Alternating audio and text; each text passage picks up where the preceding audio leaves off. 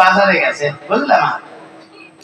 তাই বাজারের থেকে বাড়ি আসতে প্রায় সন্ধ্যা সন্ধ্যা লাগিয়ে গেছে।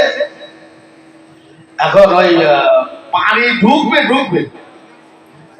লোকের বাড়িতে বেড়া দেওয়া থাকে না বাবা, রাস্তার পাশে বেড়া রয়েছে। উনি আপন মনে আসতেছিল, হঠাৎ সামনে তাকাইয়ে ওরে বাবা রে মলাম রে কইয়া ওই জায়গায় দাবা দিয়েছে। তার মানে কি হয়েছে, সামনে একটা দড়ি পড়িয়ে রয়েছে। উনি ঝম করিয়ে দেখে, অনেক সময় দড়িতে সর্প ভ্রময়, উনি ভাবছে শালা কেউ তো সাপ পড়িয়ে রয়েছে। ওই সাপ গেলে ওরে মা বাবা রে মলাম রে, ওরে মা রে মলাম রে কয়ে যে চিল্লা দিতেছে, রান্নাঘরের থেকে বউ শুনছে। তাই তো আমাকে বাড়ির বেটা মানুষের সুর দৌড়ে আইছে, কি হয়েছে কি হয়েছে, জল নিয়ে আইছে, মাথা টাকায় জল দেবে না, গায়ে চুকা। তাকাইয়ে দেখে শালা সামনে যেটা দেখে ভয় পাইছে ওটা সাপ না, ওটা দড়ি ভরিয়ে দিচ্ছে। এখন তো বোধদারে করা যায় না, আমি দড়ি দেখে ভয় পাইছি, মান সম্মান থাকে না। এখন বউ আইছে, কি হয়েছে চিল্লানি দিলে কেন, মারে খাইয়া। আমি আমার মারে ডাক দিছি, তুই আইছিস কেন, তুই আমার মা নাকি? বউ কয় আমি ওনার চিল্লানি শুনে আসলাম, ওনার ভালোর জন্য আমার এইভাবে নাস্তা নাবুদ করলো।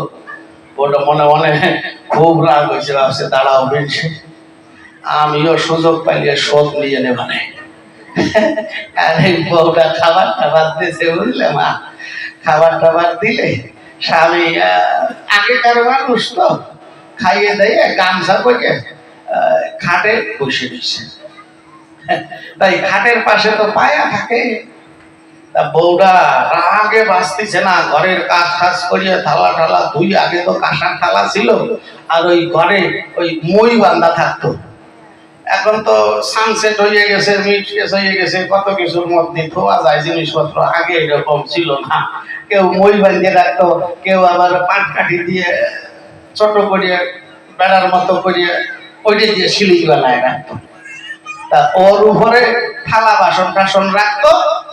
তাই বউটা তখন রাত্রি প্রায় 8টা সাড়ে 8টা বাজে, স্বামী খাইয়ে দাইয়ে খাটের পরে কোনায় আপন মনে বসে কেবল বিড়িতে সুখ টানতেছে। এর মধ্যে ওই কাঁসার থালার পাজা তুলতে গিয়ে ইচ্ছে করে হাতের থেকে ফেলাই রে, ওরে বাবা রে মলাম রে কইয়া উনি অচিত হইয়া পারছে।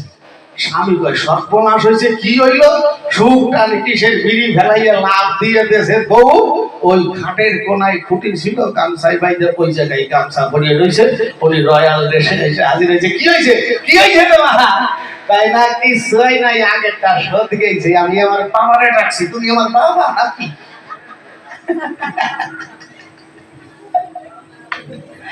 Every action has must be a equal reaction. কি বাবা, তুমি যদি বলো তাহলে আরেকজন তোমার ছাড়িয়ে দেবে, এটা তো আর ভাবলে চলবে না।